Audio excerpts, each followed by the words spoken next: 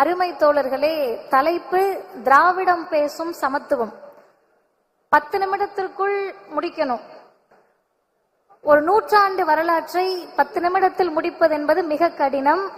ஆனால் நாங்கள் பேசுவதை விட இறுதியில் அண்ணன் ராசா அவர்கள் பேசுவதுதான் மிக முக்கியம் என்ற கண்ணோட்டத்தோடு என்னுடைய செய்திகளை மிக விரைவாக பேசி முடிக்க கடமைப்பட்டிருக்கிறேன். திராவிடம் என்ன சமத்துவத்தை பேசுச்சு அப்படின்னு கேட்டா ரொம்ப போவேண்டாம். சட்டத்துறையினுடைய அழைப்புதல் எல்லாரும் பார்த்திருப்பீங்க. அந்த அழைப்புதலில் பின்பக்கத்தில் முதல்வர் வழக்கறிஞர்களோடு நடந்து வர மாதிரி ஒரு படம். அந்த படத்தில் ஆண்டாண்டு காலமாக எந்த பெண்களுக்கு படிக்க கூடாதுன்னு சொன்னீங்களோ அவர்களை முன்வரிசையில் முதல்வரோடு வழக்கறிஞர் உடுப்போடு நடந்து வருவது போல் காட்சிப்படுத்துவதுதான் திராவிடம் பேசிக் கொண்டிருக்கக்கூடிய சமத்துவம். ஏன் அப்படின்னு கேட்டீங்கன்னா, இன்னைக்கு முன்வரிசையில் நிறைய பெண்கள் வழக்கறிஞர்கள் அமர்ந்திருக்காங்க. இளம் வழக்கறிஞர்களுக்காக தான் நான் குறிப்பா சொல்றேன். நம்மளாம் என்ன நினைச்சுக்கிட்டு இருக்கோம்னா, நம்ம அப்பா அம்மா சம்பாதிச்சாங்க, காசு இருந்துச்சு, வக்கீல் ஆயிட்டோம் அப்படின்னு நினைச்சுக்கிட்டு இருக்கோம். உண்மை அது கிடையாது.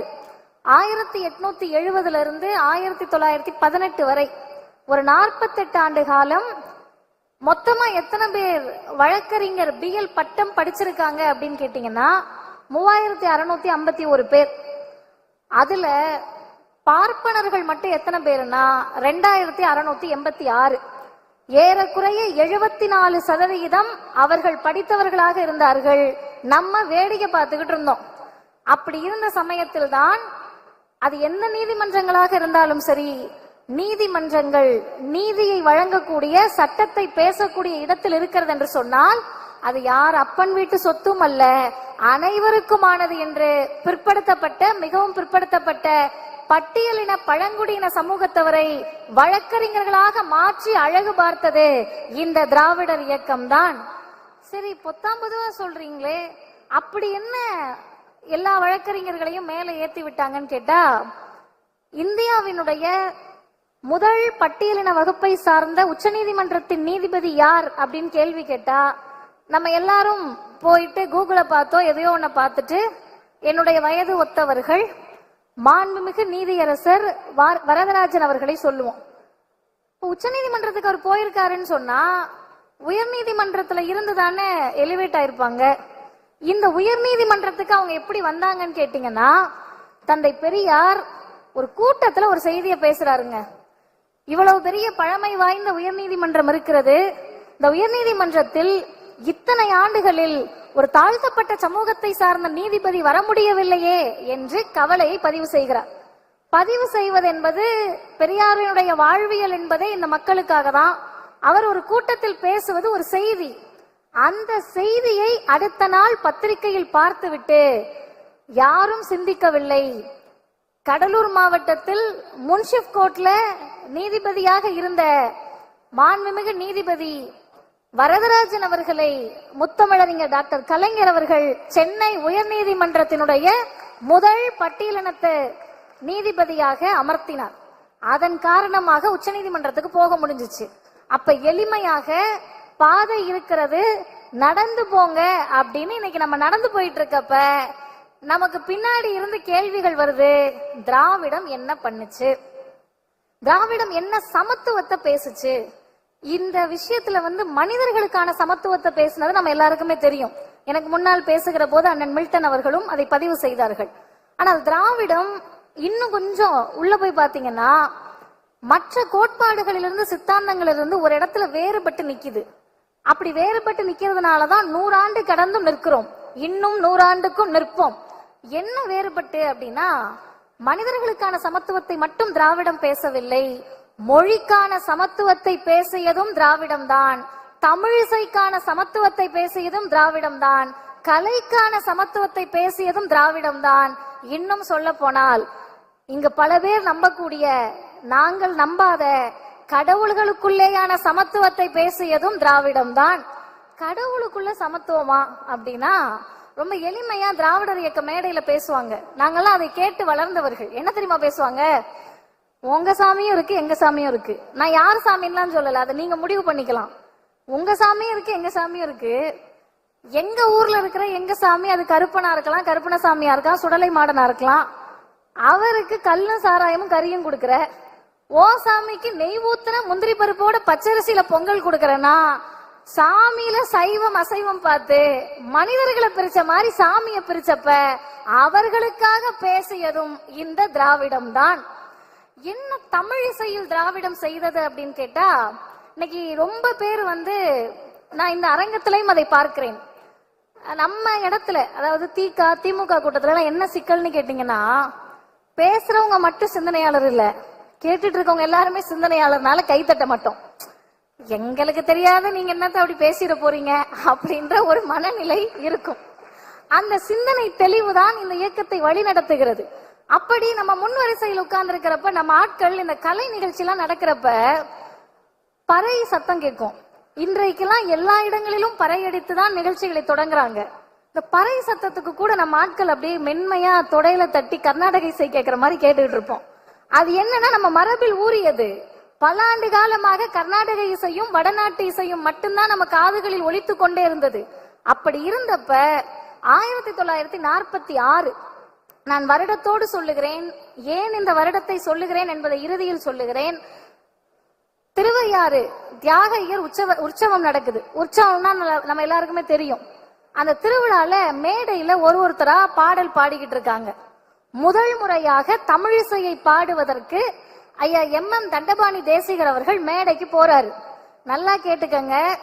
அவர் பாடி முடிச்ச பிறகு அவருக்கு அடுத்து மேடை ஏற வந்த அரியக்குடி சீனிவாச ஐயங்கார் சொல்றாரு, அவர் பாட்டு பாடினதுனால, தமிழ்ல பாடினதுனால மேடை தீட்டாயிடுத்து, அந்த தீட்டை கழிச்சிங்கனாதான் நான் மேடைக்கு ஏறுவேன்றாரு. இத கேட்ட உடனே தமிழிசை அறிஞர்களுக்கு கோபம் வந்திருக்கணும்.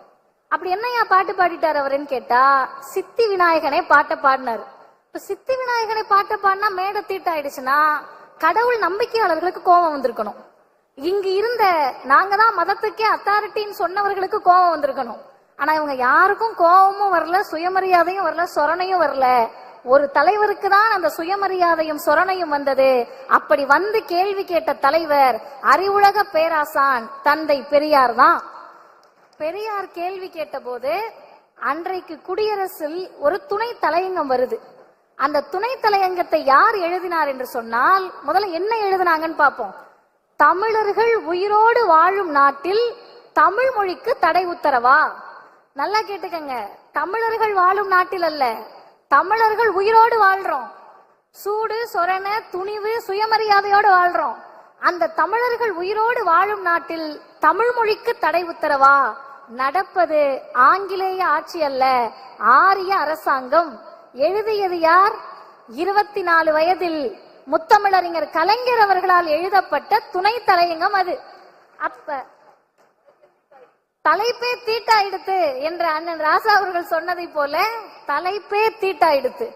அப்ப யோசிச்சு பாருங்க, இந்த இயக்கத்தில் 22, 23, 24 வயதில் அந்த இளைஞர்களை தலைவர்களாக மாற்றி இருக்கிறோம்னு சொன்னா அறிவை பொதுமைப்படுத்தணும். சமத்துவம் எங்க தெரியுமா இருக்கு? பேரறிஞர் அண்ணா ரொம்ப அழகா சொல்றாரு. இந்த கர்நாடக இசை வித்வான்கள் பாடுறதெல்லாம் நிறைய பேர் உட்காந்து கேட்டுக்கிட்டு இருக்காங்க.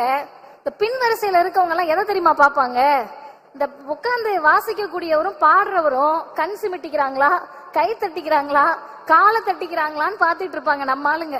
ஏன்னா புரியாது, மொழி புரியாது. அப்புறம் என்ன பாப்பாங்கன்னா, தாடிய தடவுறாரா, அண்ணாவுக்கு இருந்த நக்கல் உச்சி குடுமையை விரிச்சு விடுகிறாரா என்றெல்லாம் பார்த்து கொண்டிருப்பார்கள். ஏன்னா நம்ம ஆளுங்களுக்கு அந்த மொழி புரியாது. அப்ப எப்ப அந்த இசை கச்சேரி முடிய போகும்னு கேட்டா, கடைசியா தமிழ்ல ஒரு பாட்டு பாடுனா இசை கச்சேரி முடிஞ்சிருச்சுன்னு அர்த்தமா.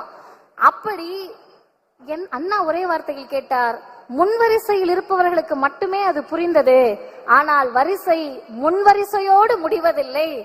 இதைவிட சமத்துவத்தை ஒரே வரியில் சொல்லிவிட முடியுமா, சிந்தித்து விட முடியுமா? பேசக்கூடியவர்கள், எழுதக்கூடியவர்கள், சட்டம் இயற்றக்கூடியவர்கள் முன்வரிசையை பார்த்து மட்டும் சட்டம் இயற்றாதீங்க. ஒரு சட்டமன்றத்திலும் நாடாளுமன்றத்திலும் நிற்கின்ற போது முன்வரிசையை மட்டுமே பார்த்து 10% மட்டுமே பார்த்து அவர்களுக்காக பேசினால் அது ஆரியம். ஆக கடைசி மனிதனுக்காகவும் நாடாளுமன்றத்தில் குரல் ஒலித்தால் அது திராவிடம் தமிழ்நாடு என்பதை தான் திராவிடம் பேசும் சமத்துவம் சொன்னது. இரண்டே செய்திகளோடு நிறைவு செய்கிறேன். மொழிக்கான சுயமரியாதை என்ன பேசணும், சமத்துவம் என்ன பேசணும்னா, அடிப்படையில் நம்ம ஒரு விஷயத்தை புரிஞ்சுக்கணும். சமத்துவம் அப்படின்றத எப்ப பேச முடியும்னு கேட்டா, சுயமரியாதை உணர்வு வர்றப்பதான் பேச முடியும். அந்த சுயமரியாதை உணர்வு எப்ப வரும்னு கேட்டா, பகுத்தறிவோடு இந்த சமூகத்தை உற்று நோக்குகிற போதுதான் வரும். ஆனா நம்ம ஆளுங்களுக்கு, நான் நம்ம ஆளுங்கன்ன உடனே யாராவது கூகுள்ல போய் என்ன யாருன்னு தேடிடாதீங்க. நான் சொல்லுவது பிசி, எம்பிசி, எஸ்சி, எஸ்டி, பார்ப்பனர் அல்லாத நாம் அனைவருக்குமே கேட்கக்கூடிய திறன் மட்டும்தான் இருந்துச்சு 100 வருஷத்துக்கு முன்னாடி. படிப்பறிவு அல்ல, எழுத்தறிவு கிடையாது. இப்ப படிக்கவும் தெரியாது, எழுதவும் தெரியாது. அவங்க கிட்ட எப்படி போய் செய்தியை சேர்த்திருப்பாங்கன்னா, வீதி வீதியா, தெரு தெருவா நம்முடைய தலைவர்கள் மேடை போட்டு பேசினார்கள். உங்களுக்கு கேட்டா புரியும்ல, கேளுங்க அப்படின்னு பேசினாங்க. அப்ப கேளுங்கன்னு பேசுறப்ப எந்த மொழியில் பேசியவர்களுக்கு புரிய வைக்க முடியும்? நம் மொழியில், நம் தாய்மொழியில் பேசணும். இப்ப நம் தாய்மொழியில் பேசி அவங்கள புரிய வச்சு கொஞ்சம் வருஷம் கூட ஆகல, 1938ல இந்தியை கட்டாயம்ட்டாங்க. எங்கள் மக்களுக்கு எங்கள் மொழி புரிவதற்கே எங்களுக்கு அவ்வளவு வருஷம் தேவைப்பட்டுச்சு. இதுல திடீர்னு வந்து இந்தி மொழியை திணித்த போது இந்தியாவிலேயே பல மாநிலங்கள் மொழிக்காக பேசி இருக்கிறார்கள். ஆனால் மொழியை சுயமரியாதையோடு இணைத்து பேசிய ஒரே மாநிலம் தமிழ்நாடும் திராவிடர் இயக்கமும் தான். என்னங்க அப்படி சுயமரியாதையோடு இணைச்சு பேசுனீங்கன்னா, இந்திய அரசமைப்பு சட்டத்தின் அட்டவணை 8 ஷெட்யூல்ல 22 மொழிகளை அட்டவணைப்படுத்தி இருக்கிறோம். அசாம், பெங்காலி, குஜராத்தி, ஹிந்தி, கன்னடா, காஷ்மீரி, நேபாளி, ஒடியா, ஹிந்தி, சான்ஸ்கிரிட், சந்தாலி, தமிழ், தெலுங்கு, உருது, மலையாளம் போன்ற 22 மொழிகள். இந்த 22 மொழிகள்ல தமிழும் ஒரு மொழியாக இருக்கிறது. இந்த 22 மொழிகள்ல மக்கள் குறைவாக பேசக்கூடிய, தாய்மொழியாக குறைவாக கொண்ட மொழி எதுனா சமஸ்கிருதம். நீங்க போய் தேடி கூட பார்க்கலாம். 2011 சர்வே படி 0.02% தான் அதை பேசுறாங்களாம். அது என்ன கணக்குன்னு நமக்கு புரியல. 1%க்கும் கீழே, 1%க்கும் கீழே இருக்கக்கூடிய மொழிக்கு 2022 ஒன்றிய அரசு 1488 கோடி ரூபாய் நிதி ஒதுக்குச்சு. எல்லோரும் பேசக்கூடிய உலகத்தின் பல நாடுகளில் இருக்கக்கூடிய தமிழர்கள் செம்மொழியான தமிழ் மொழிக்கு, இன்னும் இயல்பாக சொல்லுகிறேன், உயிரோடு இருக்கக்கூடிய மொழிக்கு வெறும் 74 கோடி ரூபாய் ஒதுக்குனாங்க. இப்ப நம்ம ஒரே கேள்விதாங்க கேட்டோம். பக்கம் பக்கமா நம்ம பேசல. ஒருத்தர் செத்து போயிட்டாரு, ஒருத்தர் உயிருக்கு போராடிட்டு இருக்காரு. செத்து போனவங்களுக்கு வைத்தியம் பாப்பீங்களா? உயிரோட இருக்கவங்களுக்கு வைத்தியம் பாப்பீங்களா? ஏற்கனவே செத்து புதைக்கப்பட்ட மொழிக்கு இவ்வளவு ஒதுக்குறீங்களே, எங்கள் தமிழ் மொழிக்கு ஏன் ஒதுக்கவில்லை? அந்த கேள்வியோடு நிறுத்தி இருந்தால் நாம் தமிழுக்காக பேசணும் என்ற ஒற்றை வார்த்தையில் முடித்திருக்கலாம். ஆனால் நாம் அதோடு நிறுத்தவில்லை.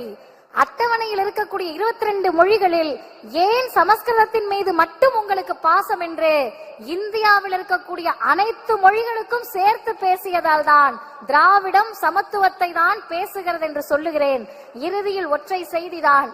அருமை தோழர்களே, சமத்துவமா இருக்கிறதா எல்லாரையும் ஒன்னா பாக்குறது அப்படின்னு நிறைய பேர் சொல்லுவாங்க. ஆனா இந்த இயக்கம் மாத்தி சொல்லுச்சு. தந்தை பெரியாரும், பேரறிஞர் அண்ணாவும், முத்தமிழறிஞர் கலைஞரும், இன்றைய முதல்வரும் அதை மாத்தி சொன்னாங்க. இப்ப எல்லாருக்கும் ஒரே மாதிரி இருக்கிறது சமத்துவம் இல்லையா? இல்ல. இங்க எல்லாரும் ஒன்னா இல்ல. 4 தலைமுறையாக படித்தவர்களும் முதல் தலைமுறையாக வழக்கறிஞராக வருபவரும் எப்படி ஒரே தட்டுல வச்சு பார்க்க முடியும்? அதைதான் இந்த இயக்கம் சொன்னது. unequals cannot be treated as equals. சமமற்றவர்களை சமமாக நடத்த முடியாது.